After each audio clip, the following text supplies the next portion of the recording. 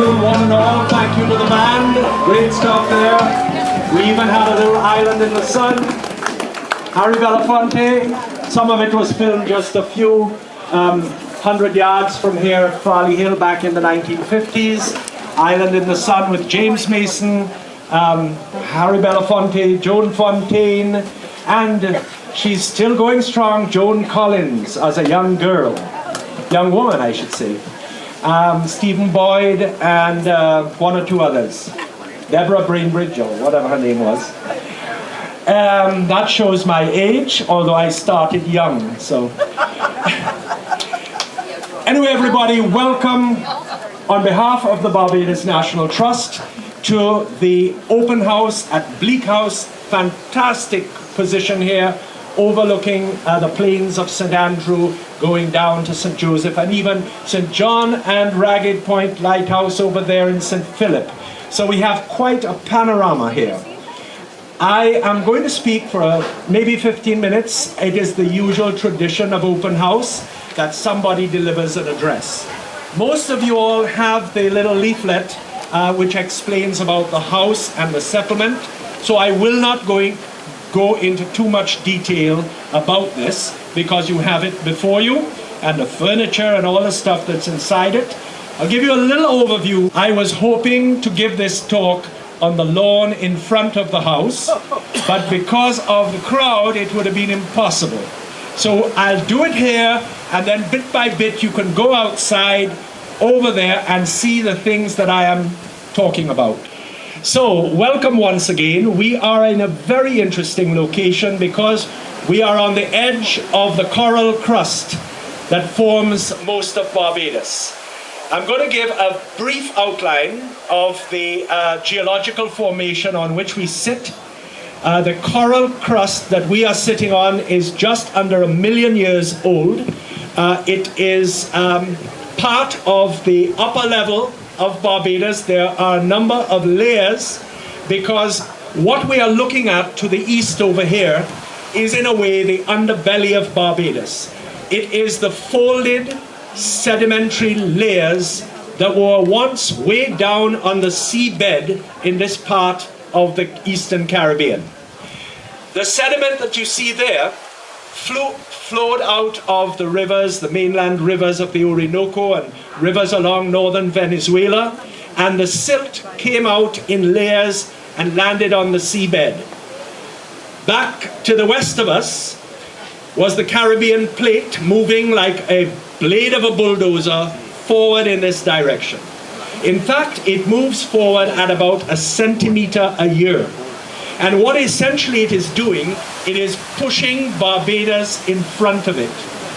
The lines of volcanoes that run all the way from Grenada up to Saba in the Dutch Antilles, these are the evidence of that edge of the tectonic plate, the Caribbean tectonic plate.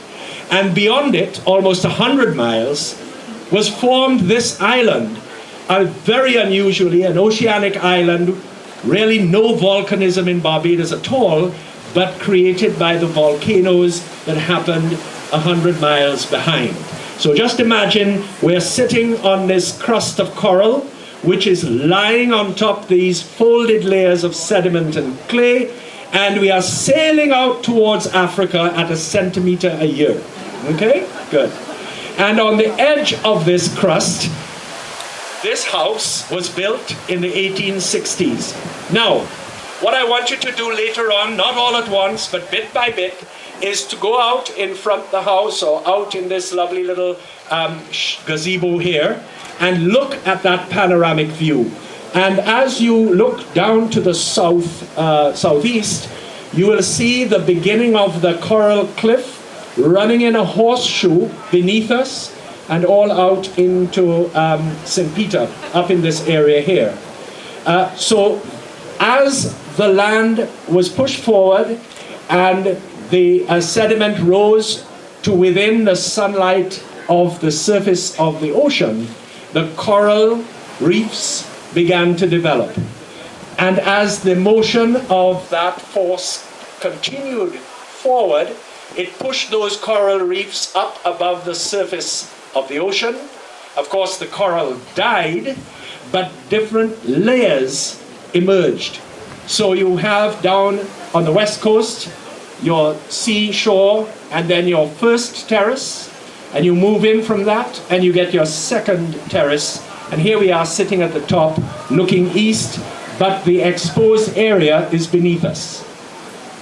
Now, all of that sediment is also covered by layers of volcanic ash which come from the huge volcanoes of St. Vincent, of Dominica, Grenada, Martinique, St. Lucia, that erupted, shot up into the stratosphere, and although the trade winds down at the surface blow in this direction, the jet stream above flows over us in that direction.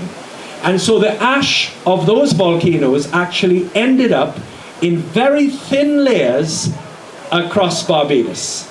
And so you have this mixture then of the humus soil that developed from the forests, and also then the layers of ash which created this very fertile land, which was first settled by the Amerindian people, the native people from South America who came up from the Orinoco Valley. And they followed the currents, the Guyana current, South Equatorial current, hitting the coast of the Guyanas, flowing up through these islands here and bringing all of the native trees and plants and animals to land on Barbados. I'm talking about particularly things like reptiles, lizards and the rest, some crustaceans, and particularly the native trees that took root on Barbados, and I'm going to talk about that a little later, because that's another feature that's happening beneath us here. And the indigenous people in their canoes moving from island to island up the archipelago and searching out this new world. It was a new world of coral reefs, and over on the back there, volcanic peaks. And eventually, from St. Vincent and the Grenadines, a bit from St. Lucia, they would see on a regular basis this building up of cloud over the clear horizon to the east. And they realized over time that there must be some other island in that area. And eventually fishermen and others were able to come here, and bit by bit settlers arrived along the west coast and then over into this area of land right here on the east coast. A very productive area, and if you go out and you look down towards Greenland and Belle Plaine, these were major pre-Columbian centers of settlement. All before Columbus, around the time of the Christian era, the first groups came. We're talking about many finds here from the region of about 500 AD to 1000 AD.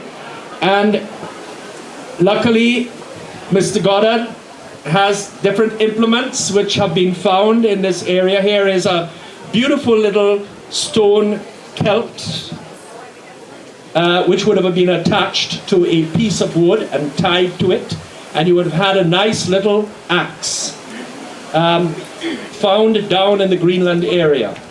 And then another feature besides the stone that was very, very valuable to them was the conch shell, the Strombus gigas. And the lip of the conch particularly formed a very good gouge. It really fitted into your hand, even today, 1,000 or more years later, so comfortably. And you could use it for digging and for scraping and all sorts of things.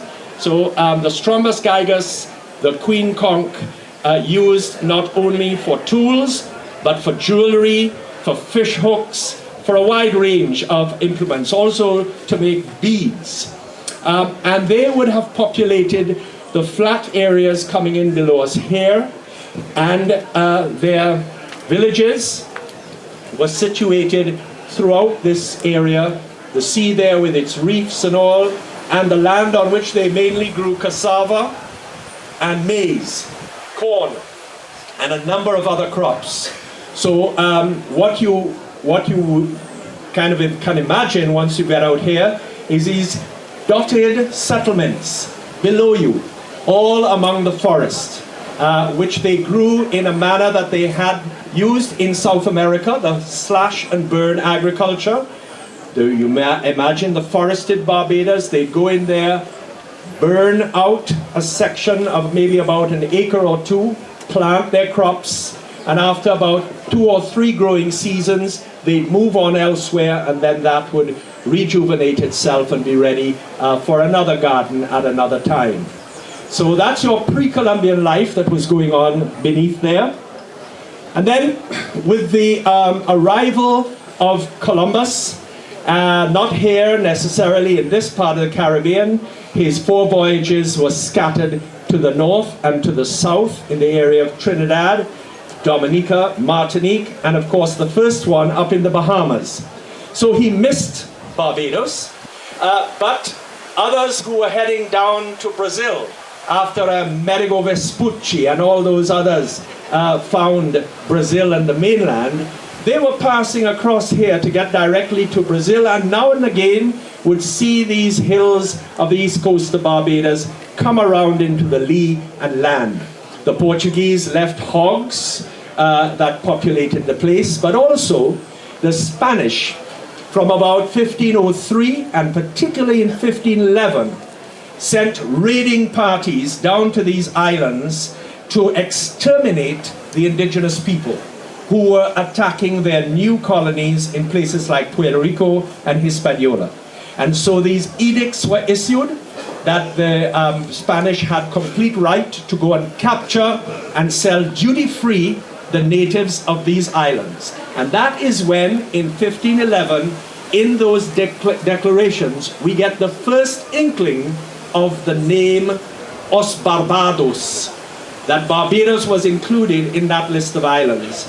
And so when the English arrived here to settle in February of 1627, they did not find any indigenous people here. Remnants of their presence, yes, but certainly no indigenous people. There were visitors coming back and forth for natural resources from St. Vincent and St. Lucia. So they did come back and forth from those mountainous islands.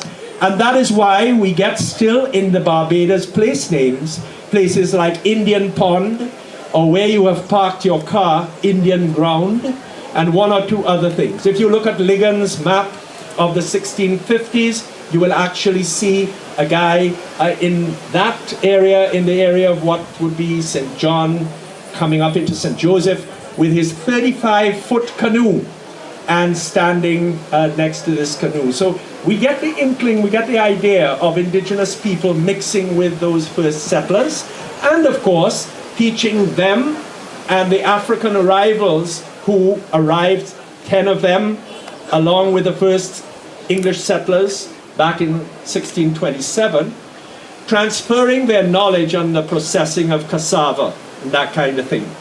And so these areas here were also, during the area of settlement, areas for growing cassava, sweet potatoes, and corn. And gradually we get that settlement taking place from the west coast and coming up over into these lands. Very unstable lands. This parish of St. Andrew, even in the 1770s, was considered one of the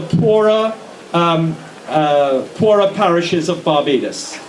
And it did not have, I have a small note here, the parish had 30 windmills, some of which are lost in the forest now below us, here. It only had 1 4-wheeled carriage and 2 2-wheeled carriages. Well, you can understand, one, from the kind of poverty of the parish, but also the terrain. I mean, how easy was it to ride up this hill from Belle Plaine in a 2 or a 4-wheeled carriage? So there was a limit here. Compare that with St. Michael, that had 47 4-wheeled carriages and 147 2-wheeled carriages. So life was hotter, brighter, and far more colorful down in St. Michael. Here was really countrified. Lots of small holdings of poor whites living on the ridges, and some plantations, if you have 30 mills here in 1773, you're talking about 30 small plantations.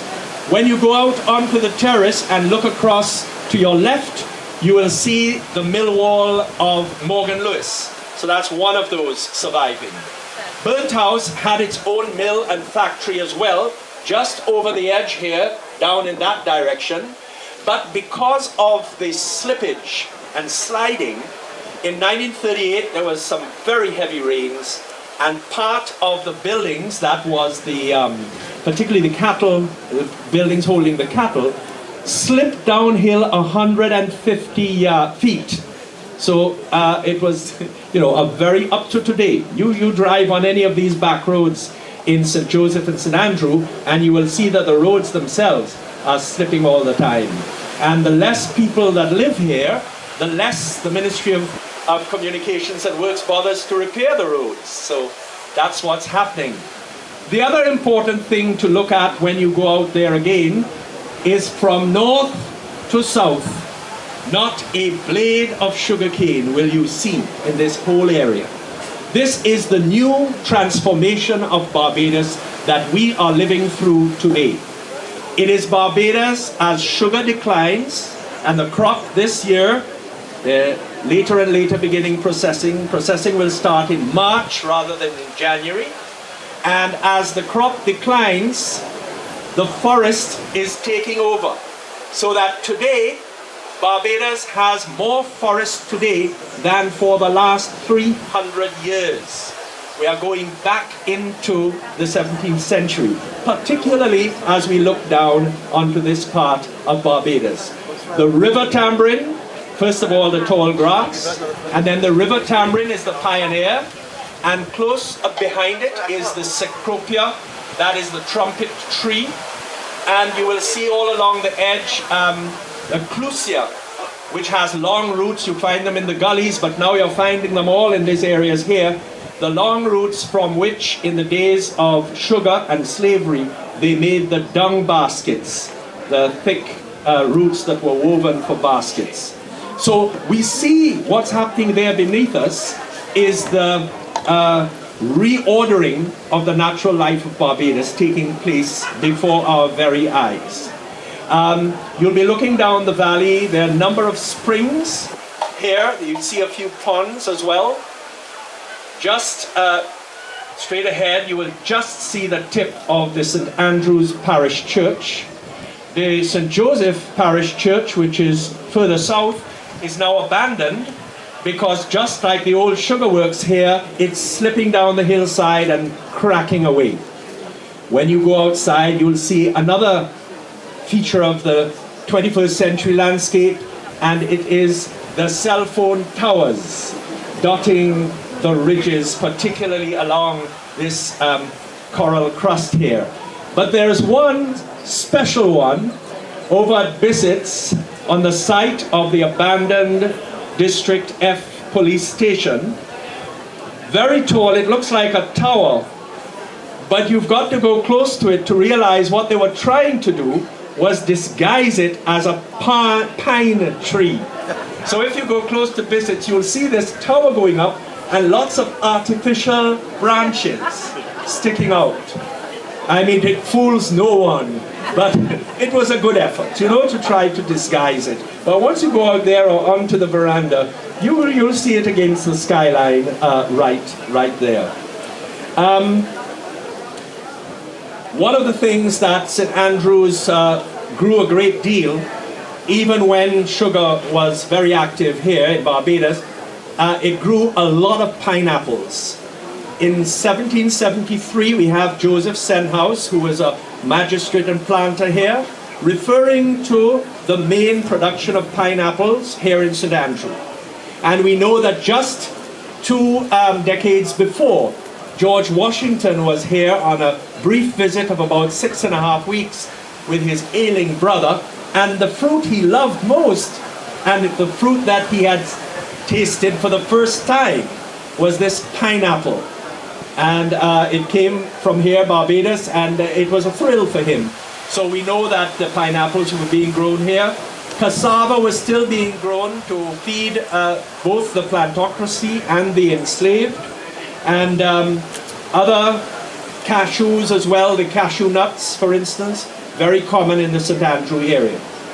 Now, we mentioned those 30 mills, 30 plantations, and along with them, as sugar expanded after the 1640s, the whole social pattern of Barbados changed. Another big demographic change, because sugar required a massive amount of labor, and the indentured laborers that they had brought from Ireland and Scotland, the Bournemouth rebels, and all the others that were sent out by Cromwell, Oliver Cromwell said, "Beware that I do not Barbados an unruly man." So to be Barbados became a verb. You know, you will be Barbados.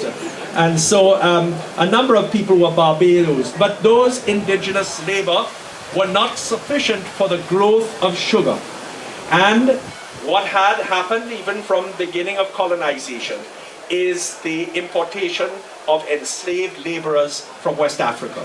And because sugar demanded this vast workforce, of course, we have the beginning of this great change in Barbados. And in St. Andrew in 1773, there were recorded 3,400 enslaved laborers scattered in this parish. And we know the impact of that whole arrival and the whole new society that emerged from that time. And as we come to the end of this little presentation here, I just want to touch on reflection on the original house. It was constructed in the 1860s, and although it was on the burnt house plantation, it got the name of Bleak House. Just a decade before, in the 1850s, the newspapers in Britain were publishing every week a new edition of the exciting Charles Dickens story, Bleak House. And so the owners decided to give the house that name. It's a rather bleak name. I wouldn't have given my house that name, but I suppose it was in the news and they thought it was rather clever. These houses squat very strong because the hurricane of 1831 had such an impact on the psyche of Barbadians that from that time their architecture changed somewhat, particularly in relation to the roofs. And this house is just a single story, strong coral stone walls, the coral taken from the back cliff here, and the coral stone mortar manufactured in a kiln which is just over the hill here. So their mortar material, all of their resources were right here around the place. And these houses were built for either elderly relatives who had to be maintained, or in those days when things like tuberculosis were very strange diseases that nobody knew anything about, you would just take your dear relative and put her away in a house quietly and hope for the best. And hope that the wonderful cattle wash, bell plain, Bathsheba breeze would cure her or him and help her last days to be reasonably comfortable. So this house here, destroyed by fire in 1978, and then Richard Goddard and Margaret Deutsch picked it up in 1983 and restored it and added all of these other buildings to it, redid some of the outhouses to what you see today. So not only do we have this fantastic natural setting, but we have a very interesting late 19th century house and all of the yard that goes with it. So please enjoy the rest of this evening. Go out and look at the view. Try to remember some of what I have said and have a great time here. And for all of you all who are visiting Barbados, enjoy the rest of your trip. Thank you very much indeed.